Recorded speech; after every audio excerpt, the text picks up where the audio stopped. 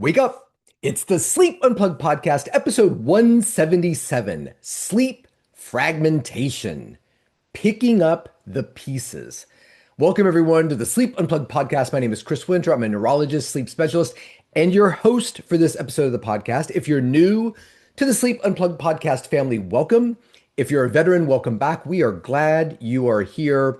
It's been a busy week. Went to Chicago briefly and got to interact with a small group of amazing sleep experts from all over the place.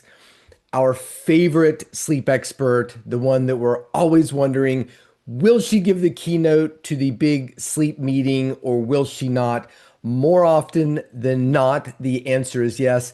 Yes, you guessed it. Not only was Phyllis Z at this meeting, but I got to talk to her, which is always lovely because everything that comes out of her mouth is brilliant and you learn so much from this woman. It's amazing. She's like a little sleep ninja that just sort of sits there and everything she says is just quiet and stealth and on point, and you could just listen to her talk for days. I got to sit right next to Michael Thorpe. Jerry Meskel from Texas was there. Good friend Steven from Illinois. Sally Ibrahim was there from Case Western. I mean, it was just amazing sleep person after amazing sleep person. And I am working really hard to get these people to be on our podcast and give us their top 10 sleep threats, which if you're listening to the podcast, you know it is the last episode of every month we do top 10 sleep threats. So we've got some good experts coming. In fact, I talked to Phyllis about this and she immediately went to a number one that I would have never guessed she would have chosen, but she was so definitive about it. I can't wait to talk to her and find out why. So, good things coming up. Speaking of upcoming episodes of the podcast, if you want to get in touch with the podcast, give us your ideas for episodes, reactions to episodes, you can. Dr. Chris Winter Instagram, Dr. Chris Winter Twitter, Bluesky, Threads. We have a YouTube page where you can go see video content of the show, and you could direct message me through the episodes of the YouTube page. And if you're a longtime fan of the show, you know we all keep track of the Catherine episode on YouTube because for whatever reason, it blew up. And we are rapidly approaching 20,000 views. I think the last time I checked, we were 18,500 views of the Catherine YouTube podcast episode. Still have no idea why it's so popular, but glad people are watching it and listening to it and getting something out of it. Coming up, episodes of the podcast next week, we are going to get around to talking about the orexin agonists. Yes, we finally have medications that are targeting orexin for hypersomnia, narcolepsy, maybe even idiopathic hypersomnia. These came out, data came out at World Sleep in Singapore a couple months ago. Everybody's talking about them. We were talking about them in Chicago, and I want to dedicate an episode of that podcast to the new class of medications, the data, why everybody's so excited. We have an amazing sponsor for that podcast, which will be really innovative and fun to incorporate that sponsor into the podcast. The next episode, episode 179, is our fourth annual, I think, Black Friday gift episode. So if you're getting ready to start doing your shopping for people on your holiday list, hold off until you hear that episode. Great ideas that are all sleep themed, many of them with great discounts for our listeners. So tune in once again to our annual Black Friday sleep themed gift episode. November 30th, episode 180 will be top 10 sleep threats. And this will be a special episode because it's the first episode we're dedicating entirely to the top 10 sleep threats. We've made that change. It's just too much to talk about at the beginning of the show. So we'll make that into its own episode. Episode 181 after that, December 7th, there's been a resurgence of dementia in social media, information about dementia and sleeping pills, a lot of it from the UCSF study that came out in 2023, but there was the American Heart Association that came out talking about melatonin for insomnia causing heart failure. So there's just a lot of resurgence in interest in sleeping pills and health risk. And so I think we will do a sleeping pill health assessment, health risk, dementia risk, what's real, what is misinterpretation. That's going to be a really interesting episode. That'll be episode 181. Episode 182, all about having a sleep study, which we've never done. Then episode 183, December 21st, will be our top 10. We're going to move it up a week because the last episode of every year, episode 184, will be our fourth annual Sleep Award show. So tune into those episodes and the amazing sponsors who are sponsoring them. We have some really great sponsors coming up, including this week's sponsor, Side Sleeper Z, is back. I think they've gone beyond sponsor and now have risen to official friend of the show. We're fortunate once again to have them. For diehard listeners of the show, you also probably remember that Side Sleeper Z sponsored our first annual pillow fight back in March, and they will be back to sponsor our next pillow fight this upcoming March. This week, we're talking about sleep fragmentation and ways to mitigate it and seek a more sound and continuous sleep. And while sleep masks can be a means towards accomplishing that end, not all masks are created equal, and not all masks are literally still on your face when you awaken in the morning. So, if uncomfortable masks that end up blocking light from getting into your ears, but not your eyes, by the time they've slid around your head, look no further. If you're watching on YouTube, you can see that my Side Sleeper Z mask is already sitting comfortably on my forehead because I just took it out of I'm going to show you. There's my backpack right there. I'm trouble right there, my backpack. I just took it out of my pack, which I always keep it in my backpack. Did I wear this Side Sleeper Z mask to Chicago and back? You bet I did, and slept the entire way. So I always have it ready to go in my travel bag. It's lightweight. You can see it's modular. The arch strap keeps my mask right where it should be, whether I'm on a plane, crashing on a hotel bed, or some other interesting sleep space. You can see this, the straps are detachable. And if you're listening to the podcast, you can hear the straps are detachable, very easy to adjust to fit your unique cranium. If you're a side sleeper like me, there is absolutely no bulk. You will not even know it's there. Everything is quality with this mask. And while I've been sworn to secrecy, big shout out to Side Sleeper Z for sponsoring the podcast, sworn to secrecy because there may be things upcoming that we'll let you know about. Huge fan of the podcast. Holidays are around the corner. Here's an easy gift idea, stocking stuffer, whatever you want it to be. You have to give a gift for a bunch of people at your office. Look no further. Side Sleeper Z is here. You know, I gave this mask out to a lot of the athletes during spring training, including the Los Angeles Dodgers and the Toronto Blue Jays. And it's interesting to wonder, of those two World Series teams, which of those players could have been using the Side Sleeper Z mask? I'm going to find out this spring and let you know. So be a pro sleeper, just like those guys. Up your sleep game with the Side Sleeper Z mask today. Our hidden music lyric in this week's episode, Fits in the Tantrums.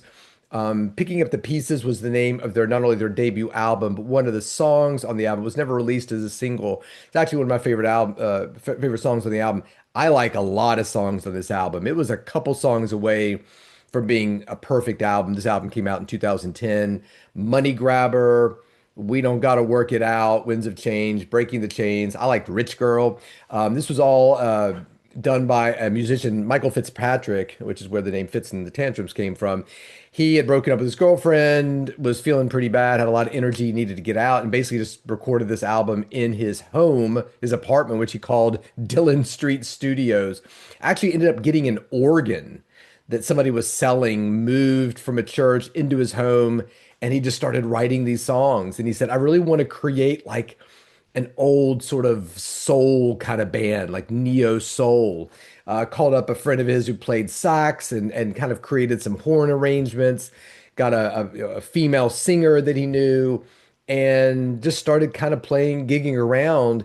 I think one of the early people that kind of picked up on him was Adam Levine from Maroon 5, and he just kind of exploded. He did this whole thing himself. He had been a record producer, so he kind of knew his way around producing things, and it's just a remarkable debut album. They're such a fun group to see live. And if you look up on Huffington Post, if you type in Fits in the Tantrums, Sleeping Around Chris Winter, I actually interviewed Fits in the Tantrums a long time ago. I was interested in doing a series about up and coming bands and what it's like sleeping on the road. And that was a really, really good interview. In fact, the photographer for that session was a photographer I knew named Maeve Janelle. Actually, Maeve Janelle is Maeve Janelle Winter, my daughter.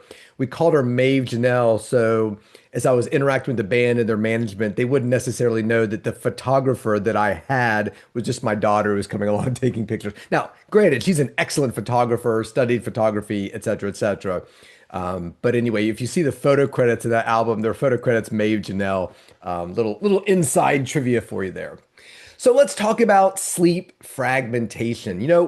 When we were in Chicago, we were up there talking about narcolepsy, idiopathic hypersomnia, some of the medications, the oxybates that we use for those drugs. If you're not familiar with these, you can listen to episode 39 of the podcast where we talk about these medications and narcolepsy in general, which everybody knows, excessive sleepiness and cataplexy. But one of the biggest features that people forget about with things like narcolepsy is sleep fragmentation, sometimes abbreviated DNS, disturbed nocturnal sleep. If you've had a sleep study done before, if you pull it out and look at your sleep studies, if you had a sleep study done for sleep apnea or whatever reason you spend the night in the sleep lab, you will find on that report something related to sleep efficiency. And we typically think about sleep efficiency being normal around 85%, meaning of the time you spent in bed, 85% of it you were asleep. As we start to increase fragmentation of sleep, we often start to lose sleep efficiency. So, as we talk about sleep fragmentation in this podcast, it is something that is measurable and objective, but it's also something that's extremely subjective.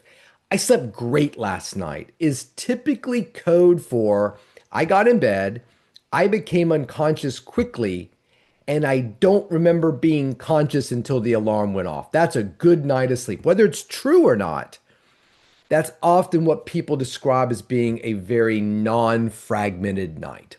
So anyway, you think you slept through the night, but your brain recorder tells you a different story. Today, we're sort of unpacking what that sleep fragmentation is, how it sneaks into your night, and how you can patch those holes and breaks in your sleep to get a more continuous sleep and feel more rested and refreshed the following day. So, how do we define sleep fragmentation? The most mathematical way is exactly what we talked about. It's how much of the time are you sleeping versus how much of the time are you not. Now, you can get 85, but let's say somebody's got 75% sleep efficiency, meaning that of the time they spend in bed, 75% of it was sleep. Now, you can get 75% a lot of different ways. One could sleep quite continuously, wake up, and spend, an hour or two in bed awake before they got out of bed. Now, as soon as their feet hit the floor, the clock stops.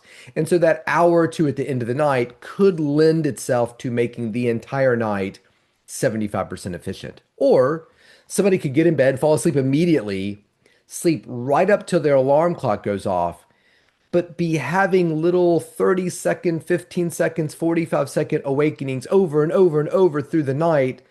So they tally up to be about 1 to 2 hours of wakefulness during the night. That too could get you 75% efficient. So efficiency isn't the entire number. It really has a lot to do with state change. How many times do we go from sleep to wake and then maybe back to sleep again? In the first example, it was one. You slept right up until the time you woke up. You woke up, there was your state change, and then you were awake for 2 hours before you got out of bed. Now, listen, if you want to be really picky about it, nobody's sleeping an entire night without waking up or having some degree of state change throughout the night.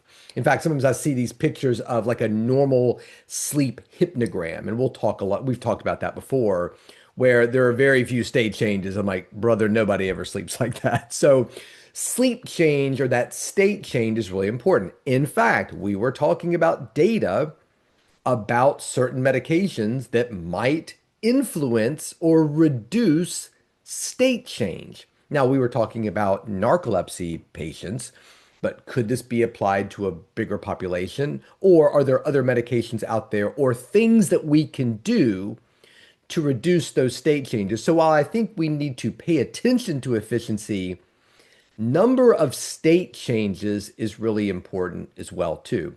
Why does this matter? Well, think about every time you go from sleep to wake and then back to sleep again, that whole machinery of the sleep study and the stage of sleep we're in starts over again, right? We're awake. We're all listening to this podcast right now.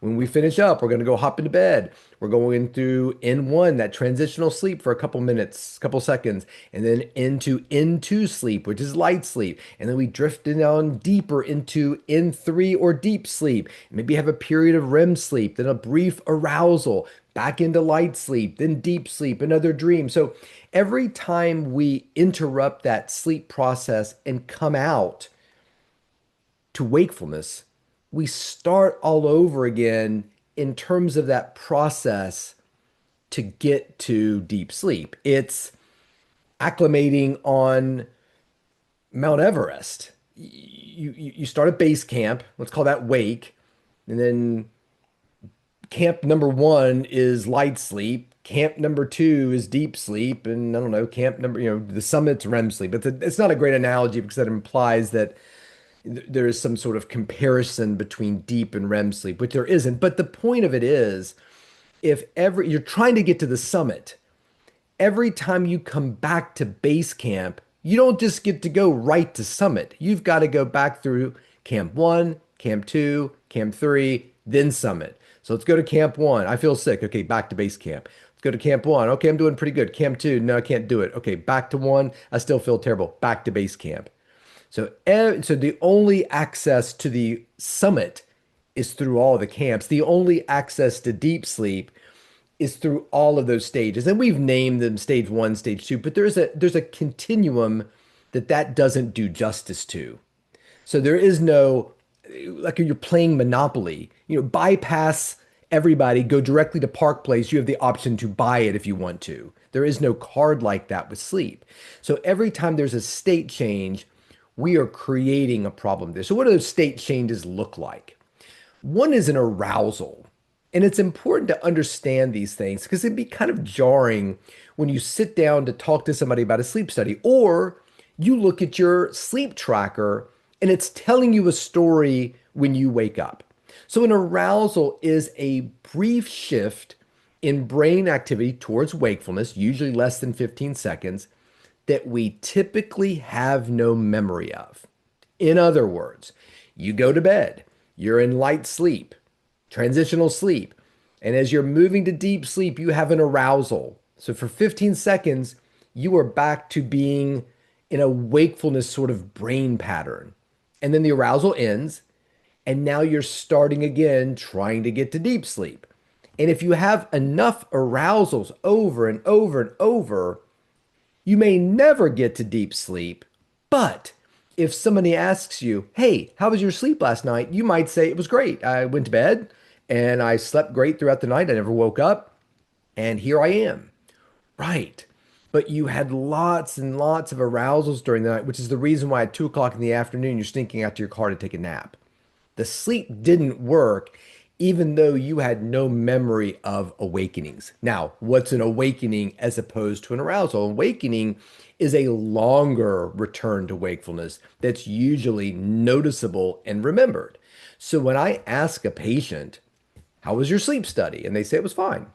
How many times did you wake up during the sleep study? I don't know, 2 or 3. I remember once I had to get disconnected and go to the bathroom. Okay, 2 to 3 times you remember waking up. That is going to be a very different number than the number of arousals you had, or what we often report, and you can look for in your sleep study, is an arousal index. How many breaks in sleep did you have total per hour of sleep? And that can be a really important number that can really lend itself to understanding, are you somebody who's struggling with sleep fragmentation or not? So you can imagine this goes unnoticed.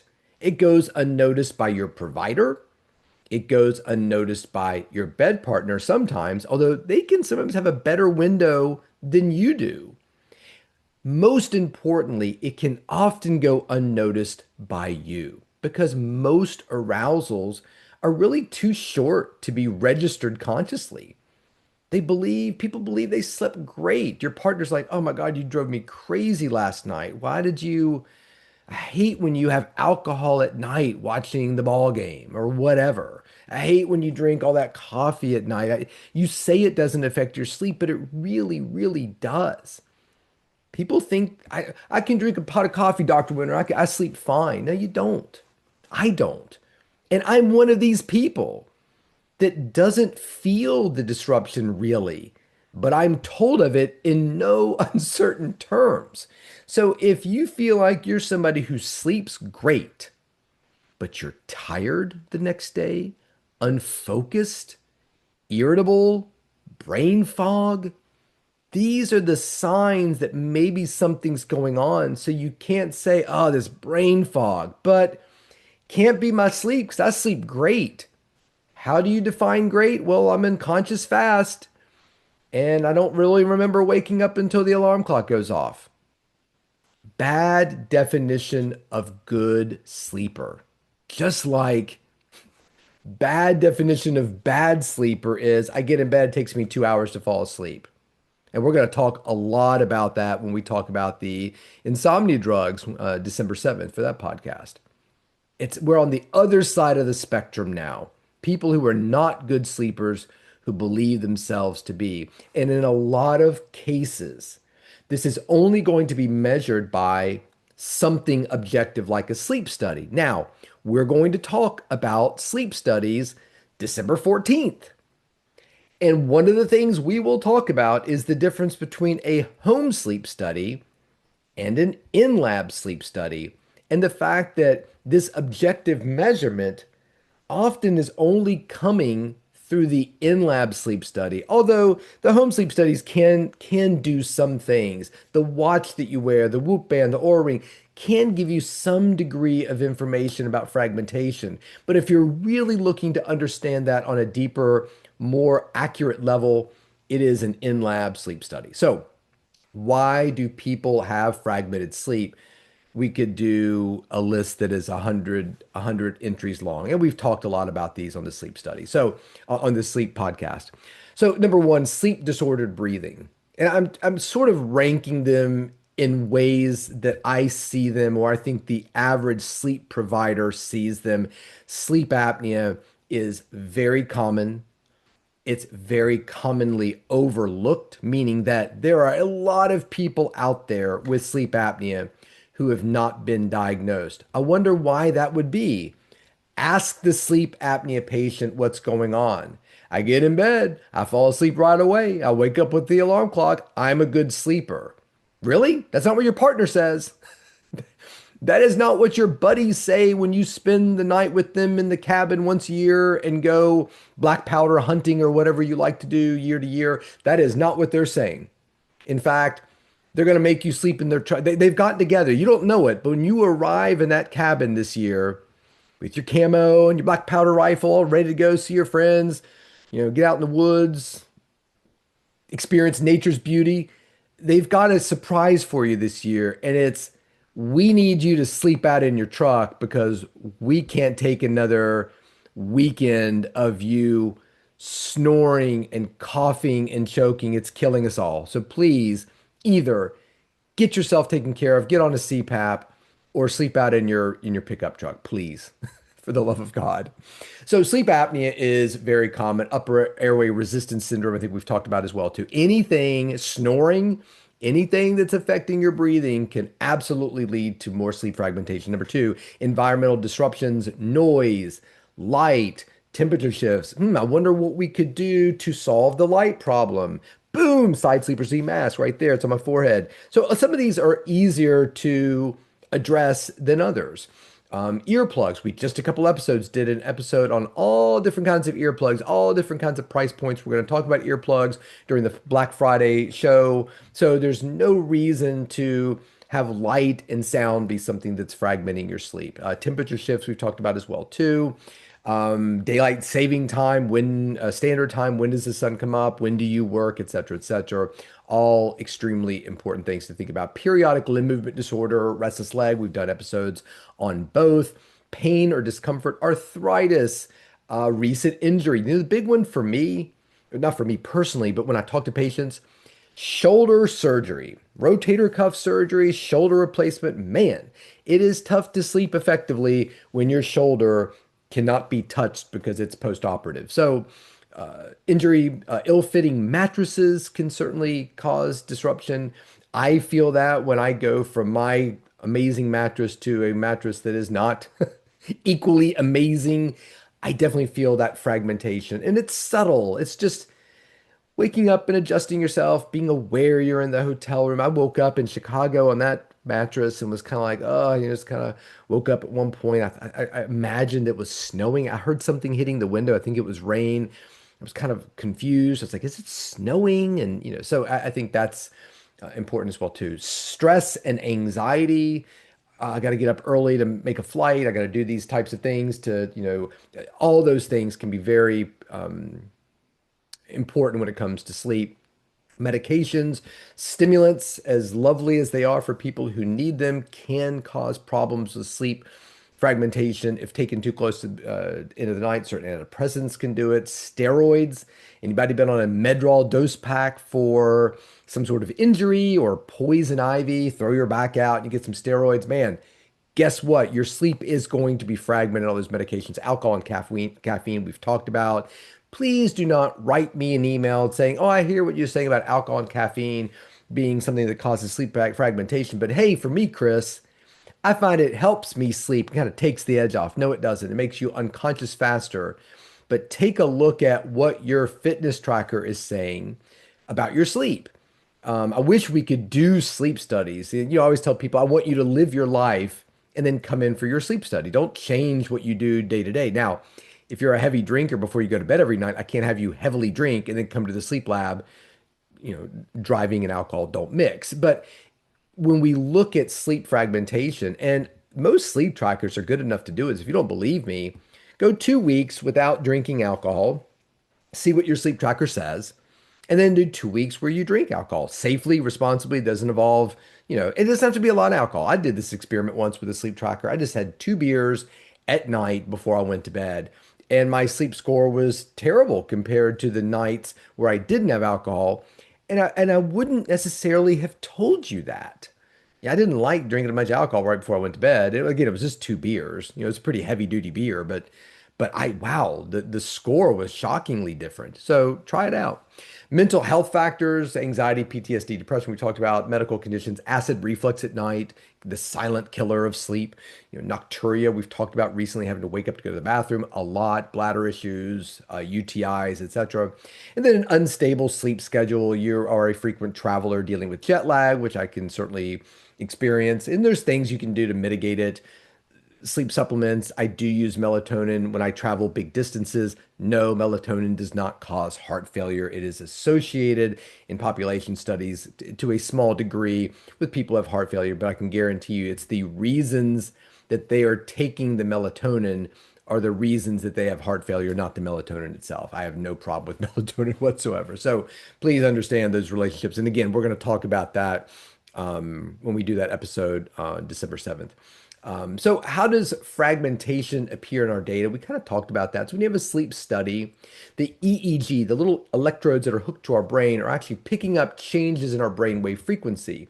So as we change stages throughout the night, we see those changes in the electrical activity and we can document it. And this is something that is being counted and noted during sleep. And so we get an arousal index, as I talked about, and there's a normal degree of arousal throughout the night and pathological. Sleep trackers are picking up on this to some degree as well too. They sometimes report it as a restlessness score, restlessness index. One does like tosses and turns. WASO, WASO, which is wakefulness after sleep onset, is another way it's reported. Again, you have to be very careful because an individual could sleep great, wake up in the middle of the night, be awake for an hour and a half, go back to sleep, and then sleep great versus another individual who's having constant arousals throughout the night that sum up to an hour and a half total wakefulness after sleep onset. So you have to be very careful. That WASO score, again, is more like an efficiency score. It's not giving us a great understanding of the nature of the shift changes, how many there are throughout the night. And these things matter. There was a 2025 study entitled The Influence of Partial Sleep Restriction on Repeated Sprint Ability and Reaction Time in University Athletes. One night of 50% sleep loss impaired their repeated sprint cycling, and interrupting sleep was as least as bad as simply going to bed late, meaning that fragmentation matters, not just duration. And that's important. And that's such a message we're trying to get out in this climate, in that more is not better necessarily. Better is better, better quality, better amount, better consistency. What are the three things we always talk about when it relates to sleep? How much sleep are you getting? How consistent is it? And what is the quality of it like? A 2021 consensus statement about sleep in sports performance declared poor sleep quality and fragmentation as a common and performance relevant factor for performance. Performance relevant for performance, not just the total amount of sleep. And let's think about that for a minute. What are you going to do when the quality of your sleep is rapidly diminishing? You're going to increase the quantity. That's your compensation. And it works a little bit for a little while. So if we're always going based upon the amount of sleep, we're going to miss quality of sleep a lot.